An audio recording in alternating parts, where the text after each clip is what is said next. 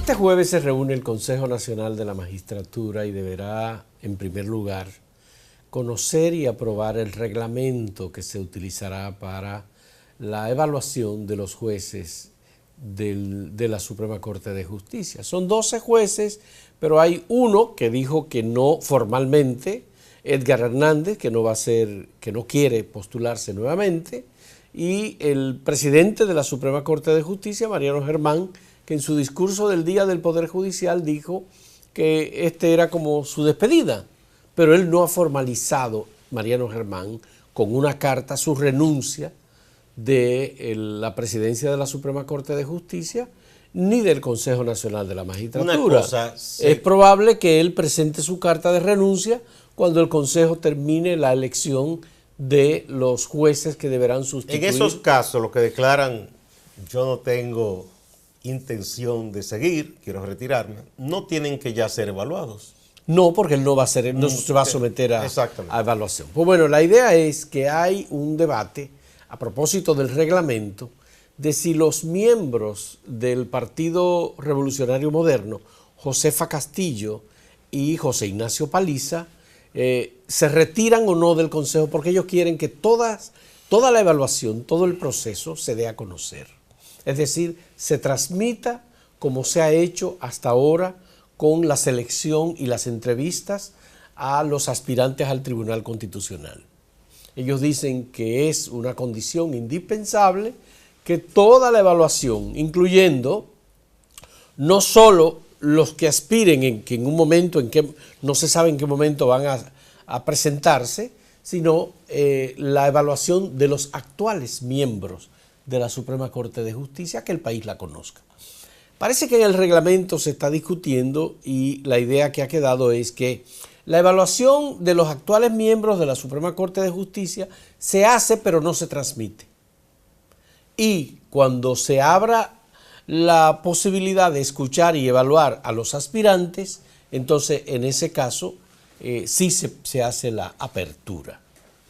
Esa es una de las diferencias. La otra es que el magistrado Modesto Martínez, miembro de la Corte de Apelación de Niñas, Niñas y Adolescentes, es decir, es un magistrado de una gran tradición, de un gran reconocimiento, un hombre que tiene mérito suficiente incluso para ser miembro de la Suprema Corte de Justicia, ha escrito un texto que él ha titulado Institucionalidad versus Cofradía, y que se trata de una respuesta a la Fundación Institucionalidad y Justicia, que propuso los nombres de 2 personas para ir a la Suprema Corte de Justicia y evidentemente parece que lo está pensando como presidentes de la Suprema Corte de Justicia, a cualquiera de los 2, que son el consultor jurídico del Poder Ejecutivo, Flavio Darío Espinal, y el embajador de la República Dominicana en España,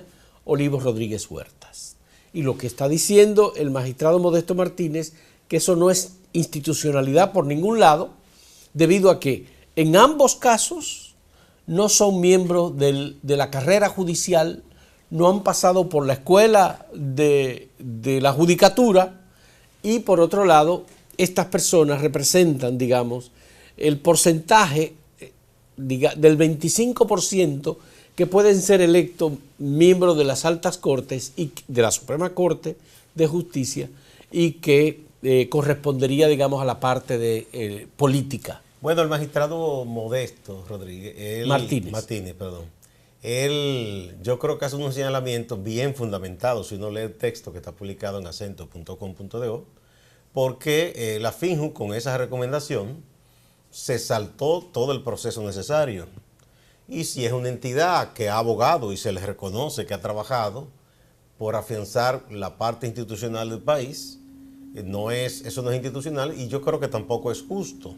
Por más preparación que uno se la reconoce tanto a Olivo Rodríguez Huerta como a Flavio Darío Espinal, no sería bueno que de nuevo se pase por encima a la gente que ha hecho carrera judicial y que se coloque a otro. Y no solo eso, que se le coloque en la presidencia de una corte tan importante, la más importante que la Suprema.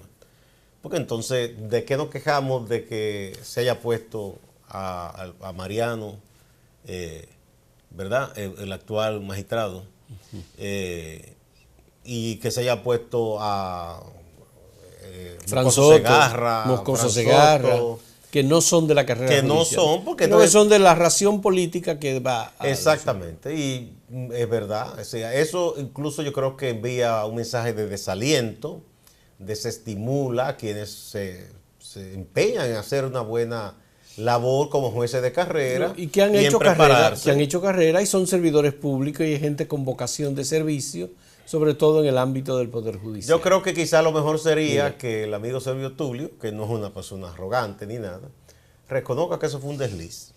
Bueno, si él representa a la Fundación Institucionalidad y Justicia, y eso lo discutió el Consejo Directivo de la Fundación Institucionalidad y Justicia, no es un asunto personal suyo. Bueno, pues en nombre, porque él habla en porque nombre él es de la vicepresidente ejecutivo. Sí, pero él es portavoz autorizado de la FINJU. Yo pienso que la FINJU puede decir, señores, es verdad, yo creo que cometimos un error. Yeah. Porque eso no ayuda. Eso no quita, por supuesto. No quita méritos de ninguna manera. Ni a Flavio Darío Espinal, que tengo entendido no tiene interés en convertirse en juez de la Suprema Corte de Justicia y tampoco en presidente de ese tribunal, como a Olivo Rodríguez Huerta, que ambos son profesionales. Una cosa, la FINJU los inscribió a ellos. No, pero fue una propuesta formal que hizo la FINJUS. Pero con esos nombres. De manera verbal. Parece que porque se supone que deben ser inscritos, esa es otra parte. Pero también. Es que todavía no está abierto el proceso de inscripción de aspirantes. Porque, ¿y si el Consejo Nacional de la Magistratura decide que se queden todos los que están? Solamente tendrá que elegir a uno u dos. Mariano Germán y el que sustituya a Edgar Hernández, solamente, por ejemplo. Bueno. Entonces, por supuesto que tendrán que evaluar a los... son 12 los miembros de la Suprema Corte de Justicia que deberán pasar por esa evaluación. Los 12 que han cumplido en diciembre pasado los 7 años, que es el tiempo reglamentado para esa evaluación. Lo que no significa que deberán salir, sino que se evaluará y hay que ver en qué condiciones se evalúa. Cuál es la pauta que se va a establecer para una evaluación técnica, para una evaluación del cumplimiento de la labor, la emisión de sentencia, la retención de decisiones, los cuestionamientos en términos de equidad, en términos de ética, en el ejercicio profesional y la actualización, porque el país ha ido aprobando un proceso de reforma también. Vamos a ver, el PRM ha dicho que no tiene diferencia, ¿verdad?, con lo que se ha propuesto. Vamos a ver si ellos finalmente logran un asentimiento o si deciden, ¿qué será? ¿Retirarse? ¿No participar? Ellos lo que dicen, Gustavo, que hasta el momento el presidente de la República y los demás miembros del Consejo Nacional de la Magistratura habían apoyado que eso se transmitiera con el caso del Tribunal Constitucional. De pronto dicen que no. Y de pronto no querrían que la evaluación de los actuales miembros de la Suprema Corte de Justicia, que deberán ser evaluados, que no quieren que se transmita ahora. Bueno, que todo eso es lo que aprueba el Consejo, no hay una cosa legal establecida. Es lo que apruebe el Consejo. Mañana la reunión deberá decidir, uno, el tema del reglamento y probablemente el segundo aspecto es el de si se transmite o no se transmite. Bueno, eso todo se puede el incluir en el reglamento o no incluir, ahí estaría. Eso quizá el PRM es parte del tema. Que se incluya. Bien, vamos a una pausa. Bien.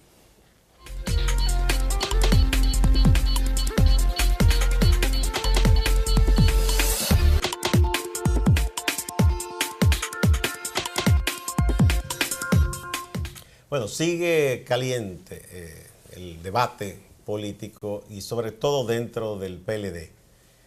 Varias cosas. Publicamos un trabajo del compañero Máximo Laureano en la ciudad de Santiago.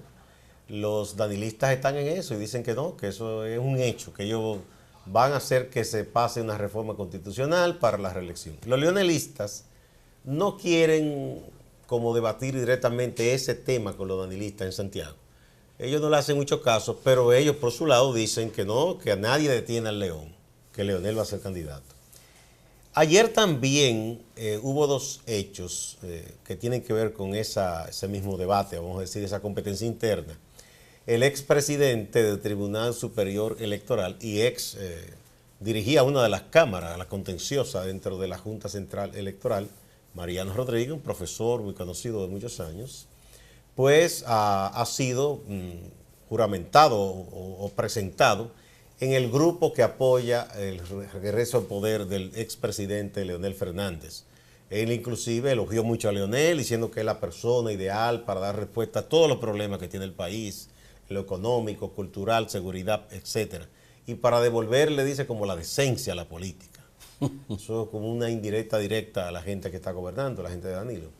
Y también José Ramón Peralta, un emblemático danilista, el ministro administrativo de la presidencia, declaró ayer que que el danilismo es el que tiene el gran poder dentro del PLD. Dice que es más del 70% que tiene. Y eso es a nivel general y en el comité central y en el comité político, y que es cuestión de que Danilo en marzo ya se refiere al tema de la reelección. Que eso, el danilismo está firme. Él definió el danilismo como una obra de gobierno. Así lo definió. Sí, es decir, que él ve el danilismo como algo adherido al Estado y que él se expresa por vía de las obras y las realizaciones todo lo que hace el gobierno, eso es danilismo. Eso es obra del danilismo, exactamente. Bueno, es una versión un poco complicada esa, porque es como el Estado es mío, ¿no? Exactamente. Una concepción decimonónica, ¿no? Del Estado. Aquí suele ser muy literal eso. Es muy literal. El Estado soy yo. Entonces, la otra cuestión, Gustavo, es que hoy Roberto Salcedo, el exalcalde del Distrito Nacional, ha dicho una cosa sorprendente, porque a Roberto Salcedo se le tenía como una persona muy vinculada a Leonel Fernández. Y Roberto Salcedo ha dicho: yo no tengo moral para cuestionar si el presidente Danilo Medina debe reelegirse o no. Porque yo me reelegí 3 veces y una 4ª vez aspiré y no pude. Bueno, en ese aspecto ahí tienes razón. No, pero yo no estoy diciendo si tiene o no razón. Sí. Lo que digo es que brincó el charco en el momento en que él dice, bueno, y Danilo Medina es el que garantiza ahí sí la continuidad del partido en el poder. Ahí parece una adhesión al reeleccionismo de Danilo. Sí. Pero lo otro, de razón en el sentido de que, él aspiró tantas veces que no tiene moral para decirle a otro no aspire. Bueno, pero él lo que está diciendo es que con Danilo es que el PLD puede Exactamente. quedarse. Recientemente, por cierto, su hijo, Roberto Ángel, había dicho que tiene aspiraciones, que está pensando a ver si se lanza a buscar algún cargo electivo. ¿La alcaldía del distrito? ¿Por qué debe ser eso? No sé lo que es. No sé lo que es. Pero uno no sabe ya si ellos van a buscar... Él está en el PLD, ¿verdad? Si van a buscar esas candidaturas por el sector danilista, ¿será? Roberto cuando entró al PLD y cuando fue alcalde, que no se esperaba que el PLD iba a ganar y muchos inclusive rechazaron esa candidatura y se la dieron a él diciendo, bueno... Bueno, muchos no. Felucho Jiménez la rechazó. No, y Euclides Gutiérrez antes no... La asumió en un momento porque Juan Bosch se lo pidió. El caso es que él llegó y yo recuerdo que los danilistas, porque entonces ellos no tenían tanto lugar donde trabajar en el Estado, tenían la senaduría de José Tomás, tenían esa alcaldía, no tenían tanta gente en el Congreso porque fue una derrota muy fuerte aquella vez en 2002. Y los danilistas atacaban mucho, e incluso el danilista, a Roberto Salcedo, diciendo que ahí no había gente de Jaime David, porque a él lo vinculaban con Jaime David, que fue que lo llevó más o menos, se acercó al PLD por ahí. Luego, él coquetea con los danilistas. Después se pasa y se hace un leonelista, ¿verdad?, furibundo. Y ahora parece que está volviendo sobre sus pasos hacia el danilismo.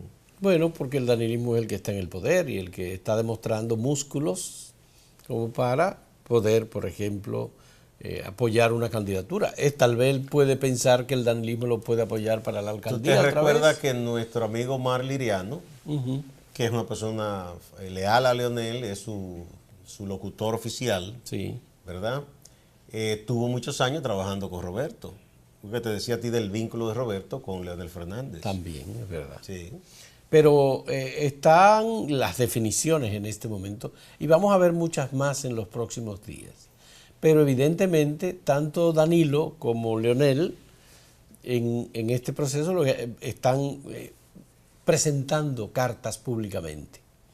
El hecho de que se presente a Mariano Rodríguez, ya se presentó a Roberto Rosario y ahora Roberto Salcedo del brinco, del leonelismo al danilismo. ¿Sabes que dentro de la gente de Leonel, me comentaba un amigo que está en ese lado, que él dice que hay muchos de ellos que tienen alguna preocupación, no por Leonel, que ellos dicen que él se maneja con sumo cuidado, un político de experiencia, maduro, él es un hombre muy mesurado, administra muy bien las declaraciones y trata de no cometer ese tipo de errores de que se le vaya algo que él no quiera decir. Pero que dicen que hay unos cuantos dirigentes que no se contienen. Entre ellos mencionan al profesor Franklin Almeida, que suelta cualquier cosa y que eso le está generando un ruido que no le hace bien a Leonel. Entonces, parece que ellos están como en esa onda diciendo, caramba, hay que tratar de que este hombre no lance cualquier cosa o por un tuit de eso. Yeah. Pero la otra preocupación, Gustavo, está relacionada con el discurso nacionalista y antihaitiano que en el entorno de Leonel se siente cada vez más fuerte. Y la preocupación es, bueno, esto significa que los grupos externos vinculados a Vincho Castillo, la Fuerza Nacional Progresista, están teniendo mucha influencia en el discurso de Leonel Fernández, o es que Leonel está sintiendo que es necesario pero a él apoyarse? Yo no lo he visto que ha abrazado eso. Él sí defendió aquella vez la sentencia, pero trató de sustentar esa defensa con argumentos jurídicos, de derecho internacional. Pero yo no he visto personalmente a Leonel Fernández en sus escritos ni en declaraciones que ha proferido el tipo de pronunciamiento que hacen esos sectores de odio. Bueno, pues esta misma semana grupos de Danilo Medina están tomando el discurso de Leonel Fernández y sus palabras sobre temas relacionados con Haití para criticarle, precisamente porque se está rodeando de grupos minoritarios poco significativos que tienen un discurso radical sobre esa temática. Bueno, yo creo que él debe tener la suficiente experiencia y madurez para saber que eso no le conviene, piensa uno, ¿no? Bueno. Por cierto que a propósito de eso, ayer conversé anoche en una actividad que tuve con Chanel Rosa, directora nacional de salud, y me estábamos hablando y yo me estaba diciendo de eso, de que esos sectores así ultra le tienen muchísimo odio. Ah, no, a Chanel sí, claro. Y le insultan muchísimo. Porque él ha tratado que las cosas se hagan como se deben en el sistema hospitalario. Hay gente que entiende que hay que negar servicios. Chanel Rosa es el director del Servicio Nacional de Salud. A propósito del caso de una doctora que en una ocasión filmó un hospital y comenzó a decir cosas, violando cualquier principio ético. Y entonces, como él la amonestó y la sesionó, pues querían matar a Chanel. Fue el caso de la maternidad Nuestra Señora de la Altagracia. Sí, una barbaridad. Así es. Vamos a una pausa. Hacemos una pausa.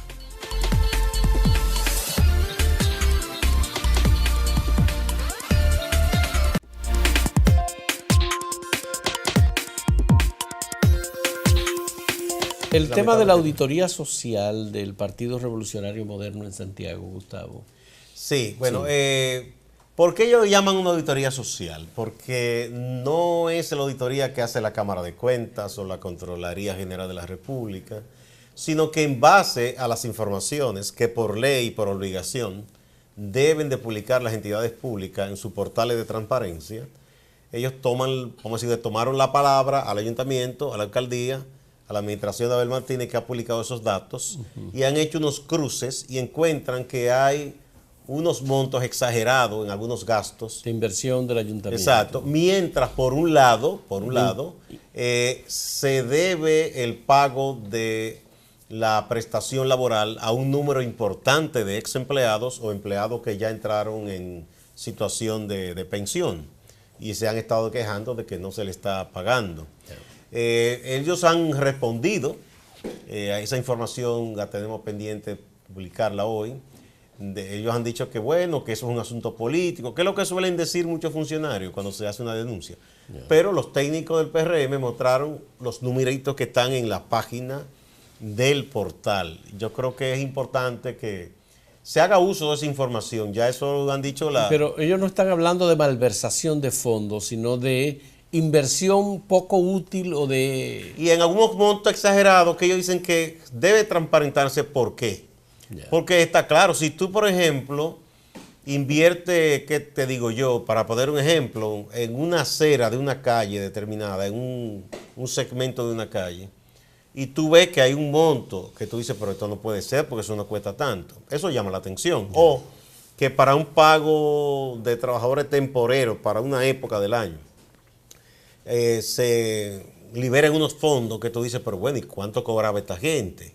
O que aparezca de manera repetida un suplidor, una empresa, con un tipo de servicio o de insumo que tú dices, bueno, todo lo que cuesta en el mercado, y que aparezca con unos montos exagerados, todo eso llama la atención. Bueno, aquí hay muchas instituciones, muchísimas públicas, no solo el Ayuntamiento de Santiago, que si se le hace una evaluación así van a resultar con datos sorprendentes. Pero es bueno que los actores públicos, tanto los políticos, los activistas y el público en general, haga uso de las páginas de transparencia de las instituciones y denuncie esas cosas, porque eso está para eso, para que se haga uso, para que los funcionarios tengan cuidado. Bien. Mira, Fausto, hay también algo que brevemente debemos comentar.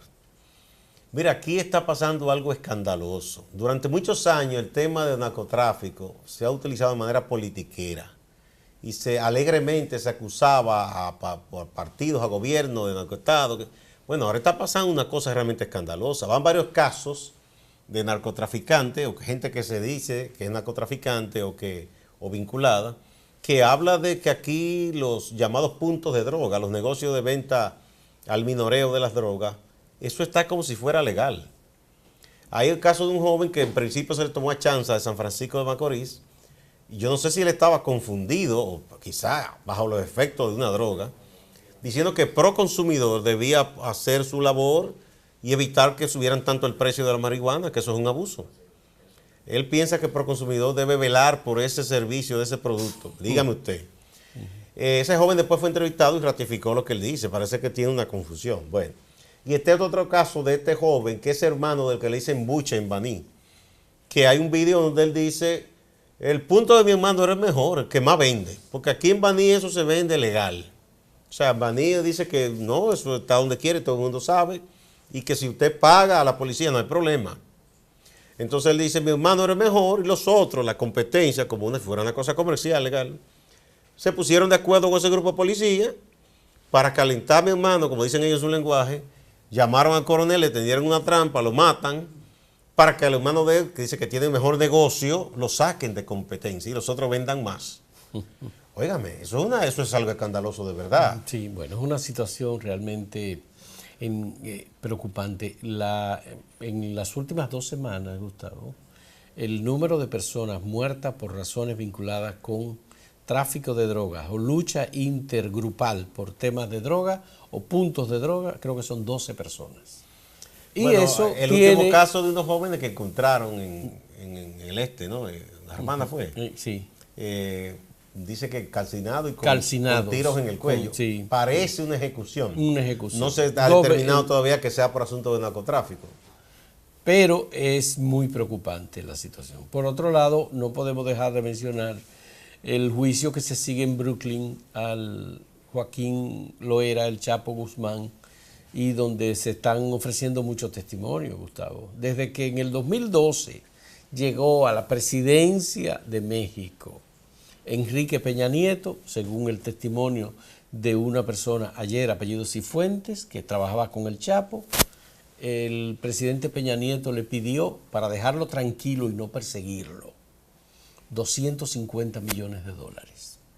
Ese es el testimonio que se ofreció. Y que el Chapo habló con él y le dijo, no, espérate, vamos a hacer una cosa, yo te voy a dar $100 millones.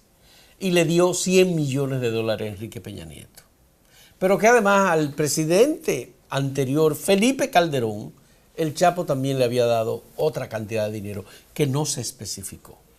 Pero además parece que el presidente Chávez de Venezuela también había negociaciones con él y se le daba dinero. Pero bueno, hay que ver, entonces, porque muchas veces esas cosas lo hacen con un intermediario que dice que va en nombre de los presidentes. Hay que tener también cuidado. Ya. Es la palabra de esas personas contra quienes ellos señalan como receptores de esos fondos. Recuerdo un caso y que pasó en el juicio del Chapo, como Gustavo, salió el tema del interés del Chapo de tener un aeropuerto en República Dominicana. Sí, eso se había mencionado antes. Por cierto, el propio periódico El Día lo había sacado ese dato. Dicen que la persona hizo algunas exploraciones aquí, pero como que no resultó lo que ellos esperaban y no se llegó a hacer. Yo digo, recuerdo un caso muy famoso en Colombia con el presidente Samper, que uno de los encargados de su campaña de buscar fondos era un hijo del famoso artista Botero. Ah, de Fernando Botero. Entonces, él le consiguió fondos y en un momento dado acusaron a Samper de que había recibido dinero del cartel de Medellín. Él lo negó todo el tiempo hasta que ese señor Botero en un momento, él lo llama y le dice, sí, yo no averigué mucho. Pero entonces en ese caso, oye, le echó una cosa a Samper. Porque es que también los que son colaboradores de los presidentes, a veces uno no sabe si es verdad que son los presidentes o ellos toman ese dinero para ellos y dan una parte también. Es un problema serio. Serio, muy serio problema. Pongamos atención, mucha atención a esto, y especialmente las autoridades.